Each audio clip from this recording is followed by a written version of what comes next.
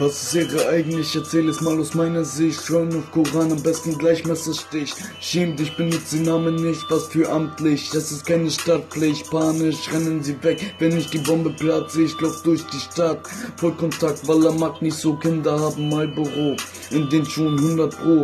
Werden sie ertappt, wenn sie die Kalasch holen. Papa wird von denen den Arsch versohlen. Hol deinen Macker, ich hole 2 Amjas. Lach mal weiter, du Wichser, du weinst wegen einem Splitter. Du Spitter, dein Vater war damals schon so ein Wichser. Kichert vom Mahmoud, wir werden kommen, wenn deine Stadt flucht. Ruf doch die Bullen, was wollen sie holen? Waffen, ach mach mal kein Affen. Was ist Ehre eigentlich? Erzähl es mal aus meiner Sicht. Schwören auf Koran.